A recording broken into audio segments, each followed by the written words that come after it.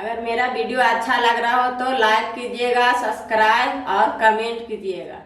प्रेम के नगरिया में हमरो झोपड़िया शिव गुरु होते आइहा।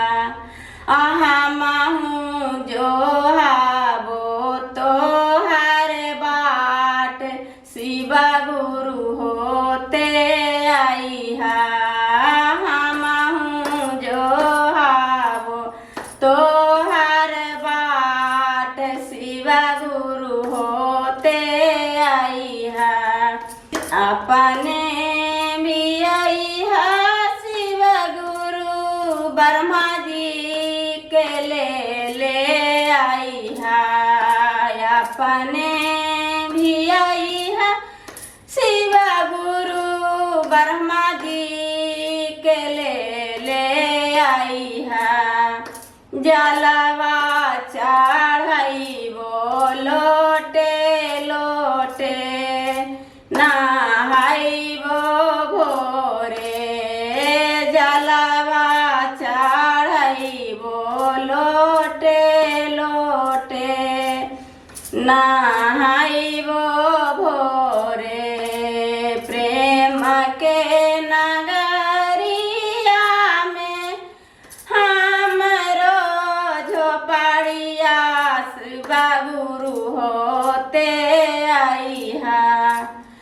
भोला बाबा होते आइहा।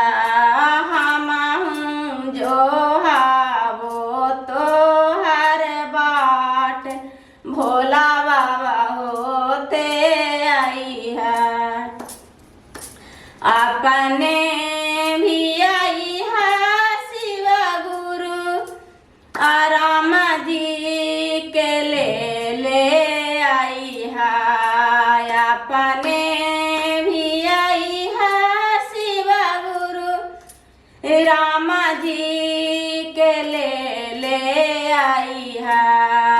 जलवा चढ़ाइबो लोटे लोटे नहाइबो भोरे। जलवा चढ़ाइबो लोटे लोटे नहाइबो भोरे। जलवा चढ़ाइबो लोटे लोटे नहाइबो भोरे। अपने भी आइहा शंकर जी विष्णु जी के ले आइहा। अपने भी आइहा शंकर जी विष्णु जी के ले आइहा। जलवा चढ़ाइबो लोटे लोटे नहाइबो भोरे। जलवा चढ़ाइबो लोटे लोटे नहाइबो भोरे। प्रेम के नगरिया में हमरो झोपड़िया शिव गुरु होते आइहा। हमहु जो हाबो तो हर बाट शिव गुरु होते आइहा। हमहु जो हाबो तो हर बाट शिव गुरु होते आइहा। अगर मेरा वीडियो अच्छा लग रहा हो तो लाइक कीजिएगा, सब्सक्राइब और कमेंट कीजिएगा।